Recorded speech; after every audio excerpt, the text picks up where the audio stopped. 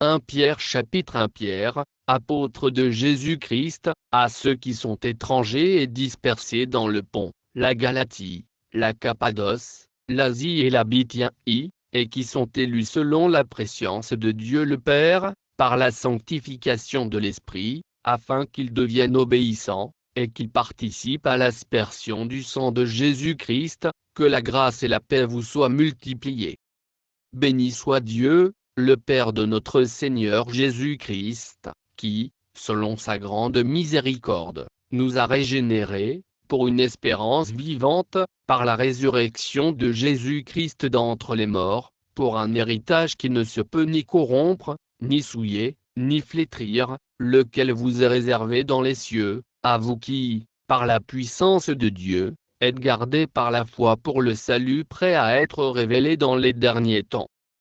C'est là ce qui fait votre joie, quoique maintenant, puisqu'il le faut, vous soyez attristés pour un peu de temps par diverses épreuves, afin que l'épreuve de votre foi, plus précieuse que l'or périssable, qui cependant est éprouvée par le feu, ait pour résultat la louange, la gloire et l'honneur, lorsque Jésus-Christ apparaîtra, lui que vous aimez sans l'avoir vu, en qui vous croyez sans le voir encore, vous réjouissant d'une joie ineffable et glorieuse, parce que vous obtiendrez le salut de vos âmes pour prix de votre foi.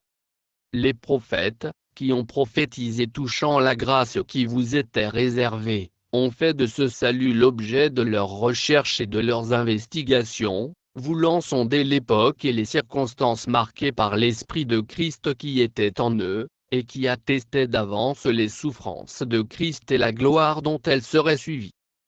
Il leur fut révélé que ce n'était pas pour eux-mêmes, mais pour vous, qu'ils étaient les dispensateurs de ces choses, que vous ont annoncé maintenant ceux qui vous ont prêché l'Évangile par le Saint-Esprit envoyé du ciel, et dans lesquels les anges désirent plonger leur regard. C'est pourquoi, saignez les reins de votre entendement, soyez sobres, et ayez une entière espérance dans la grâce qui vous sera apportée, lorsque Jésus-Christ apparaîtra. Comme des enfants obéissants, ne vous conformez pas aux convoitises que vous aviez autrefois, quand vous étiez dans l'ignorance. Mais, puisque celui qui vous a appelé est saint, vous aussi soyez saints dans toute votre conduite, selon qu'il est écrit, vous serez saints, car je suis saint. Et si vous invoquez comme Père celui qui juge selon l'œuvre de chacun, sans exception de personne, conduisez-vous avec crainte pendant le temps de votre pèlerinage, sachant que ce n'est pas par des choses périssables, par de l'argent ou de l'or, que vous avez été rachetés de la vaine manière de vivre que vous aviez hérité de vos pères, mais par le sang précieux de Christ, comme d'un agneau sans défaut et sans tache, prédestiné avant la fondation du monde, et manifesté à la fin des temps, à cause de vous, qui par lui croyez en Dieu, lequel l'a ressuscité des morts et lui a donné la gloire, en sorte que votre foi et votre espérance reposent sur Dieu. Ayant purifié vos âmes en obéissant à la vérité pour avoir un amour fraternel sincère, aimez-vous ardemment les uns les autres, de tout votre cœur, puisque vous avez été régénérés, non par une semence corruptible, mais par une semence incorruptible, par la parole vivante et permanente de Dieu. Car toute chair est comme l'herbe, et toute sa gloire comme la fleur de l'herbe. L'herbe sèche, et la fleur tombe, mais la parole du Seigneur demeure éternellement. Et cette parole est celle qui vous a été annoncée par l'Évangile. Chapitre 2 Rejetant donc toute malice et toute ruse, la dissimulation, l'envie, et toute médisance, désirez, comme des enfants nouveau-nés, le lait spirituel et pur, afin que par lui vous croissiez pour le salut, si vous avez goûté que le Seigneur est bon. Approchez-vous de lui, pierre vivante, rejetée par les hommes, mais choisie et précieuse devant Dieu, et vous-même, comme des pierres vivantes, édifiez-vous pour former une maison spirituelle, un saint sacerdoce, afin d'offrir des victimes spirituelles, agréables à Dieu par Jésus-Christ. Car il est dit dans l'Écriture, « Voici, je mets en Sion une pierre angulaire, choisie, précieuse, et celui qui croit en elle ne sera point confus. L'honneur est donc pour vous, qui croyez. Mais, pour les incrédules, la pierre qu'ont rejetée ceux qui bâtissaient est devenue la principale de l'angle, et une pierre d'achoppement et un rocher de scandale. Ils s'y heurtent pour n'avoir pas cru à la parole, et c'est à cela qu'ils sont destinés. Vous, au contraire, vous êtes une race élue, un sacerdoce royal, une nation sainte, un peuple acquis, afin que vous annonciez les vertus de celui qui vous a appelé des ténèbres à son admirable lumière, vous qui autrefois n'étiez pas un peuple, et qui maintenant êtes le peuple de Dieu, vous qui n'aviez pas obtenu miséricorde, et qui maintenant avez obtenu miséricorde. Bien-aimés, je vous exhorte, comme étrangers et voyageurs sur la terre, à vous abstenir des convoitises charnelles qui font la guerre à l'âme. Ayez au milieu des païens une bonne conduite, afin que, là même où ils vous calomnient comme si vous étiez des malfaiteurs, ils remarquent vos bonnes œuvres, et glorifient Dieu, au jour où il les visitera.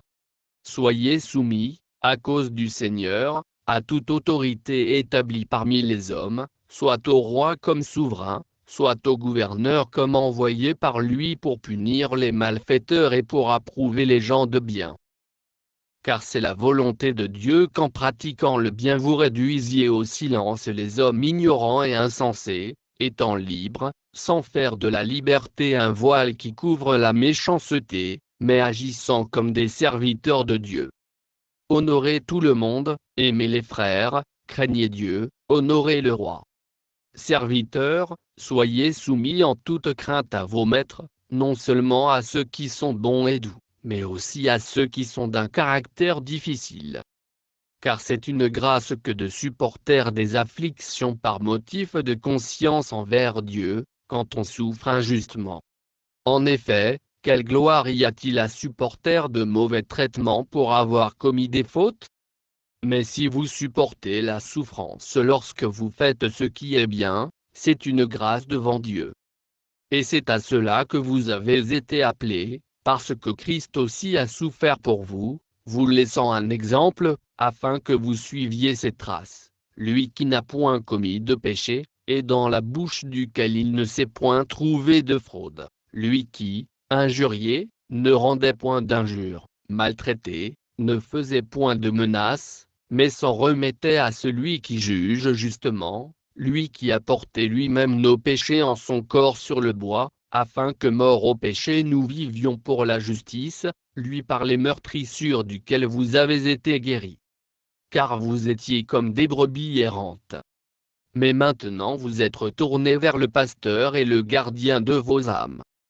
Chapitre 3. Femmes, soyez de même soumises à vos maris, afin que, si quelques-uns n'obéissent point à la parole, ils soient gagnés sans parole par la conduite de leurs femmes, en voyant votre manière de vivre chaste et réservée. Ayez, non cette parure extérieure qui consiste dans des cheveux tressés, les ornements d'or, ou les habits qu'on revêt, mais la parure intérieure est cachée dans le cœur, la pureté incorruptible d'un esprit doux et paisible, qui est d'un grand prix devant Dieu. Ainsi se paraient autrefois les saintes femmes qui espéraient en Dieu, soumises à leur mari, comme Sarah, qui obéissait à Abraham et l'appelait son Seigneur. C'est d'elle que vous êtes devenues les filles, en faisant ce qui est bien, sans vous laisser troubler par aucune crainte.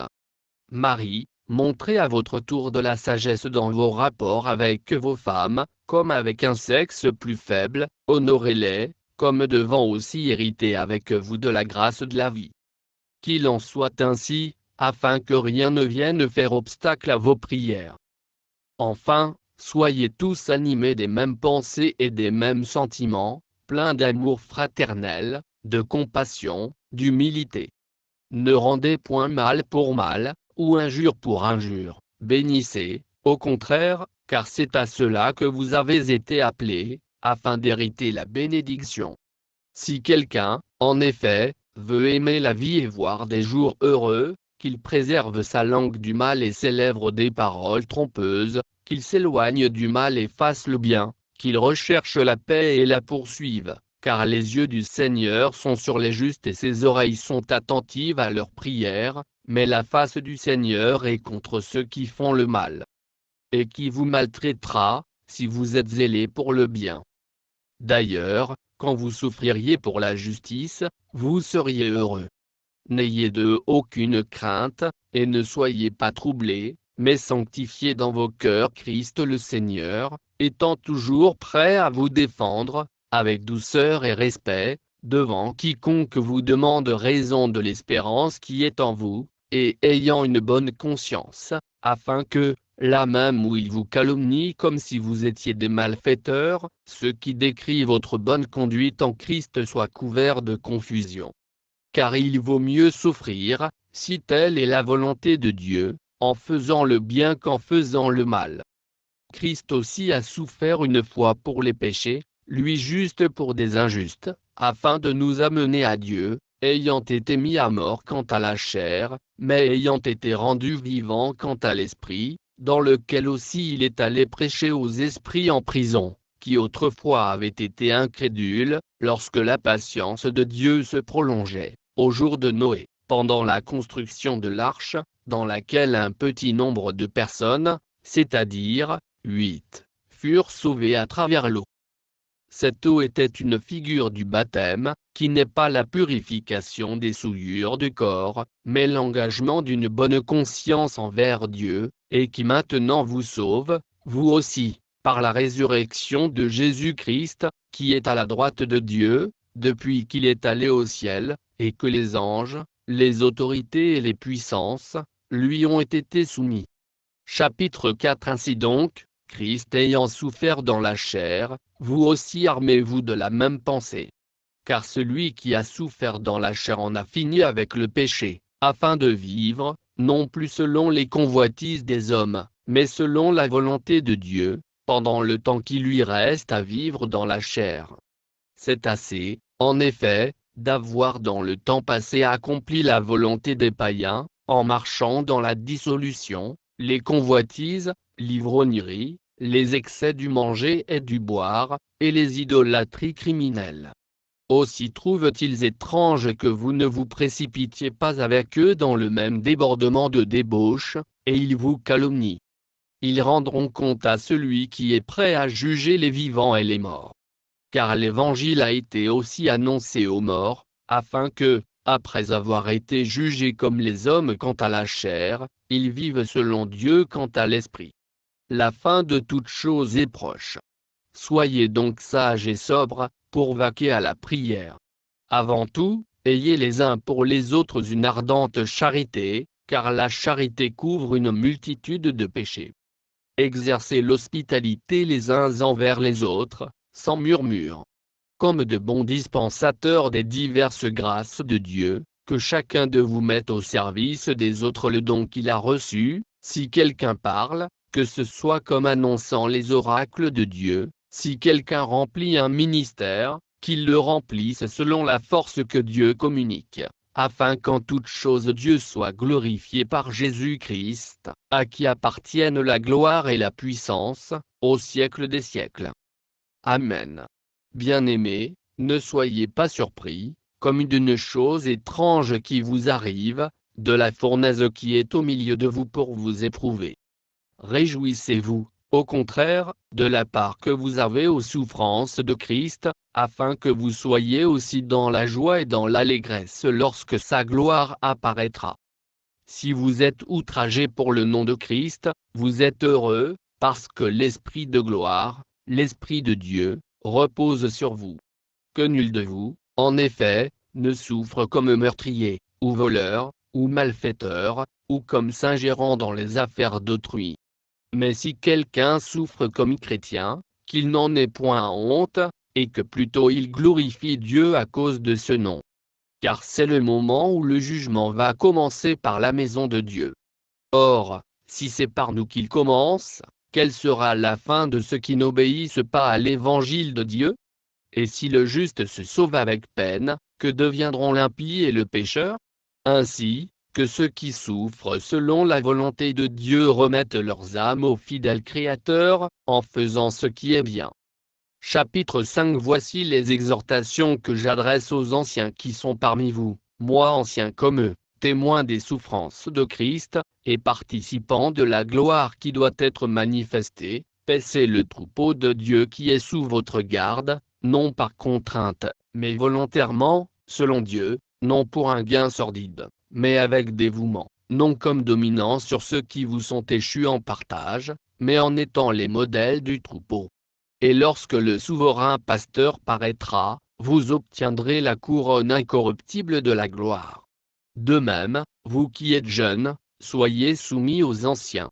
Et tous, dans vos rapports mutuels, revêtez-vous d'humilité, car Dieu résiste aux orgueilleux, mais il fait grâce aux humbles.